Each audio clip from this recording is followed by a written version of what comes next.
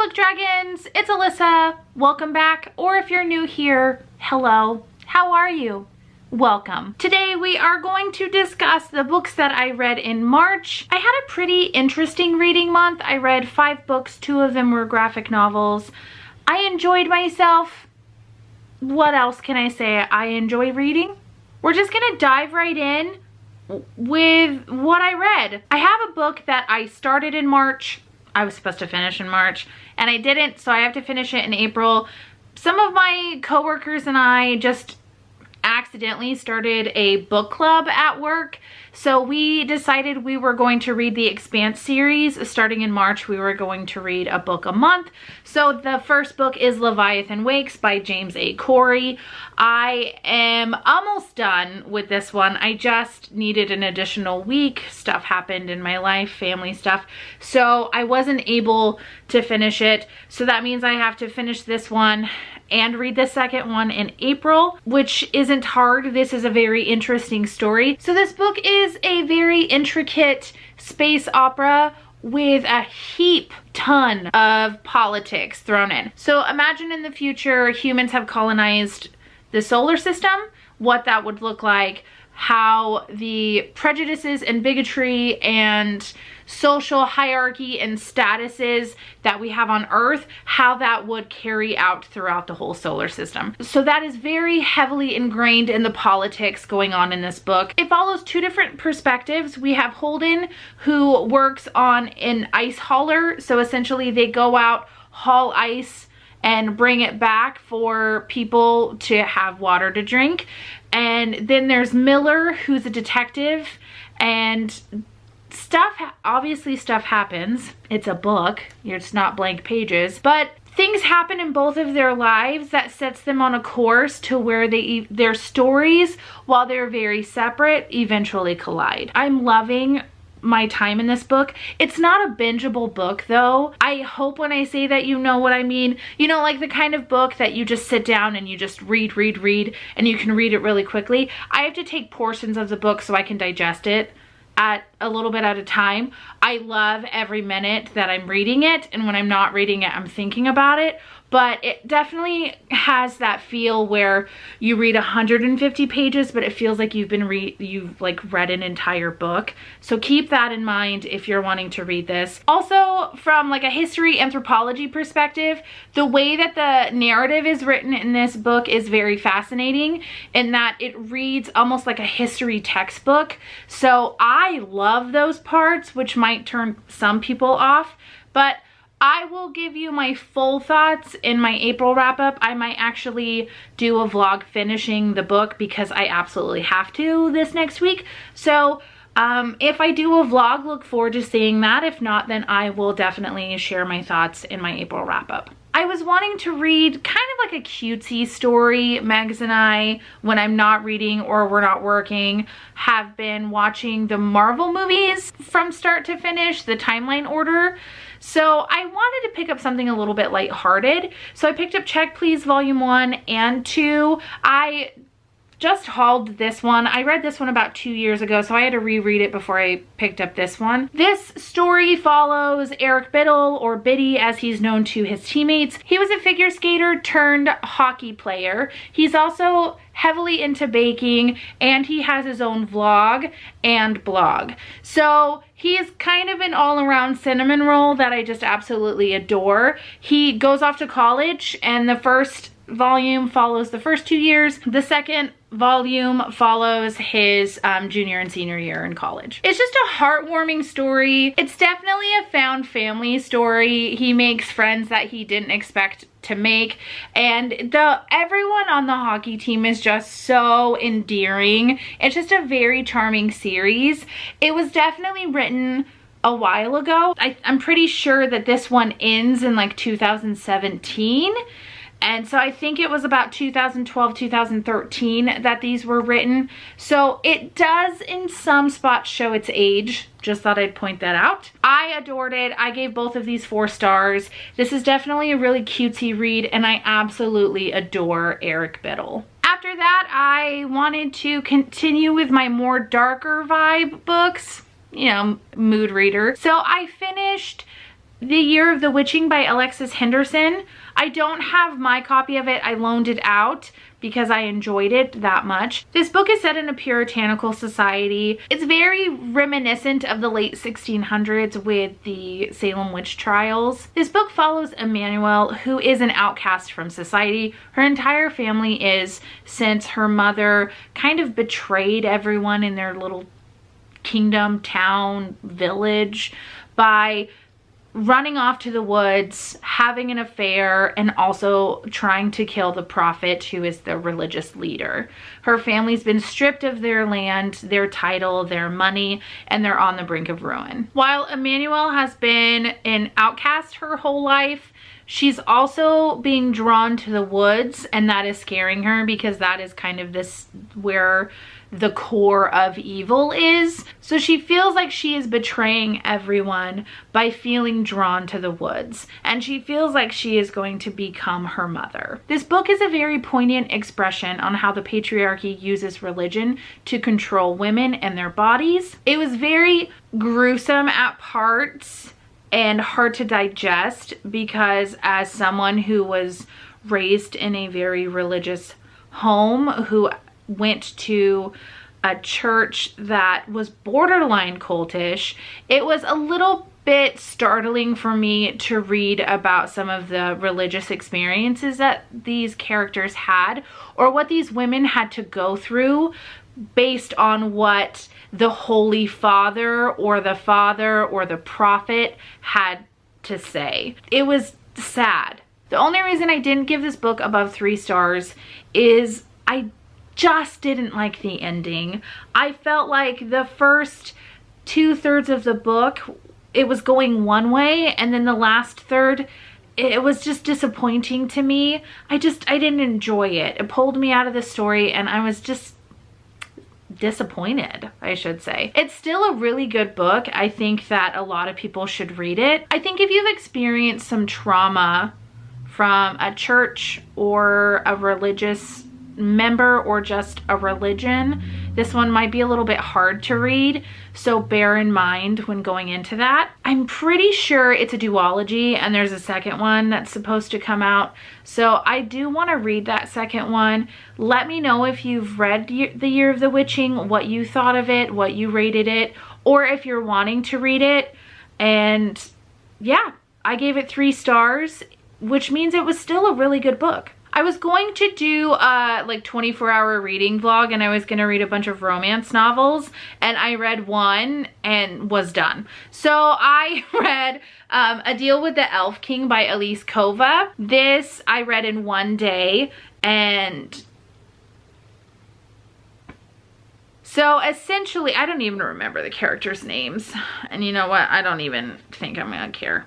First of all, it was written in first-person point of view. We all know how I feel about first person. I'll read it, but I prefer third person. And it was written in present tense. Only the very best writing can I digest a book and like it when it's in present tense. If it's in present tense, usually it's a lower rating for me. That's just how I feel about it. So this book, I don't know their names, nor do I care to remember. It is based on Beauty and the Beast, but I also heard it's a Persephone and Hades retelling, which is very fascinating to me and would have been amazing if I didn't dislike this book. The main character lives in this place against a wall. This is all gonna sound familiar because it's very reminiscent of a different book, where there's this wall that separates the humans from the magical world, or the elven lands. Every 100 years, the elf king comes to their town, their village, and takes one of the women to be the human queen. I was gonna say the elf queen. She's a human. The human queen is stripped from their history books. Like, no one actually remembers or knows who any of the women were. They just know that this is a part of the treaty, or the elves can like just come in and kill them. So the main character went to school to be like an herbalist like a medicinal herbalist. Their version of what a doctor would be, like, you know what I'm talking, apothecary. An apothecary, is that what I'm thinking? Whatever. She helps treat people's ailments. Her village, her town paid for her to go to the school, so she kind of feels indebted to them. I'm just gonna tell you now, it's the very beginning of the story. She finds out she's the elf queen. Whoa, what? Shocker, I had no idea. And then there's this one character in the beginning, so literally the first chapter, she's talking about how she's in love with this one character and like, oh, I love him. I've loved him my whole life. And then by the end of the chapter, she's like, no, just kidding. Psych. And then that same character who she's quote unquote loved her whole life, she like turns on him. Like another chapter later, turns on him completely and is like, I hate him, he's evil, blah, blah, blah, blah. But he's not, he's just a dude who made a mistake. I'm switching hands. And then when she meets the guy, the king, the elf king, he won't even tell her his name, and he's like, you can call me your highness, or you can call me the king, or whatever. It's just dumb. It was one of those books where she's supposed to be a strong, independent woman, and he's the tough bad boy, but she's not really that strong and independent, and she just, you know, she ends up getting a relic that she needs to figure out what to do to save both of their worlds, and instead is so distracted by her love and so distracted by traveling around with him and having sex with him, I'm just gonna say that she doesn't even look into the relic for a good chunk of the book. It just doesn't make any sense. It doesn't make any sense. The whole lead up was so that they could find this and save the world, and then she's too busy doing it with Mr. Elfman that she can't even think to look and figure it out and save the worlds. It just didn't make any sense to me. I'm sorry, but no one is that good at sex. I gave this 2 stars. It's not going to turn me off from reading anything else by Elise Kova, but I know that this book is the first in a series, but I think it's more of a standalone, like each book is a standalone. I'm not going to read any more of these though. The cover's pretty. The last book I read in March, and I did a vlog on it, so it should be going up before this video goes up because I don't want to spoil my reading in the vlog. I decided to bite the bullet and I read A Quart of Thorns and Roses by Sarah J. Maas. The hate for Sarah J. Maas is really extreme and out of control, and the love for Sarah J. Maas is really extreme and out of control. This book is a Beauty and the Beast loosely based retelling, I should say, with fairies instead of elves. I'm just saying this book's, like, the premise was very similar as far as the fact that there was a wall separating the two, but this one was written first. Feyre is the main character. She's a human whose family is destitute, and she is living in a shack at the edge of a small village near the woods. If it wasn't for her, her sisters and her father and her would starve, so she goes hunting in the woods a lot,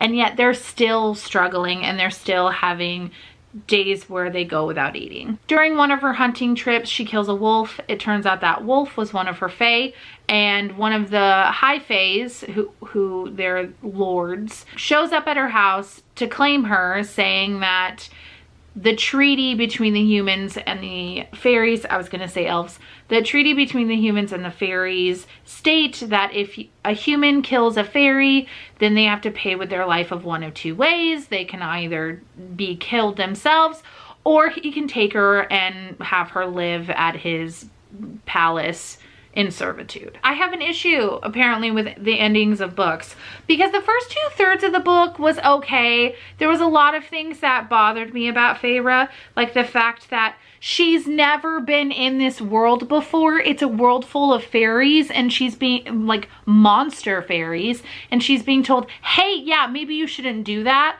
by people who know better than her, and she's like, yeah, I'm gonna do it anyway, and then ends up in trouble and almost dying every time. It's really dumb. Hello, you're somewhere new, and people who are experts experts because they live there are telling you not to do this shit, don't do it. It was that kind of stuff that annoyed me. I felt like she was strong for just the sake of being strong, to be like, I'm not like other girls. Like, a huge thing about Feyre is that she can't read. So instead of taking the help that's been offered to her to learn how to read, she's like, yeah, no, I'm gonna do it on my own. What? Just take the help? That kind of stuff really bothers me. I just felt like the character development wasn't that good. I do have to say, and it makes me sad because my favorite character in this whole book was Tamlin. Well, for the first 2/3 of it. And I'm pretty sure like people don't like him later on in the series. So I have that to look forward to. So like the first 2/3 of the book were very YA, Beauty and the Beast retelling-esque, like just, it is what it is. And then the last third happened and what the hell? It was boring for one. It was long. It felt like a way to just draw out the book. I didn't like it. I think I generously gave it 3 stars because this isn't like the worst book ever written, and if I was like 15 reading it, I would have absolutely loved it. However, I'm not 15 and this book reads like it was written in 2014, 2015. While I can see people loving it, that last bit was just pointless. This book should have been a lot shorter than it was. It was just pointless. It was pointless. It was a way to set up for the second book, and it was a way to set up a love triangle, and love triangles are stupid. They're pointless. The only reason for a love triangle is to trick people into continue reading your terrible work. So 3 stars because it was I'm saying all this bad stuff and then like, it was entertaining. I was entertained. It did its job. I wasn't expecting the great American novel. I didn't get the great American novel. I was expecting to be entertained. I read this in about 2 or 3 days. There you have it. So those are the books that I read in March. I was gonna say April. Those are the books that I read in March. Let me know what if you've read any of these books, what you thought of them. Let me know what you read in March. Let's talk about it in the comments down below. And just continue to wear your masks, practice social distancing, don't be a dick. And as always, be nice to yourself and be kind to others. Bye!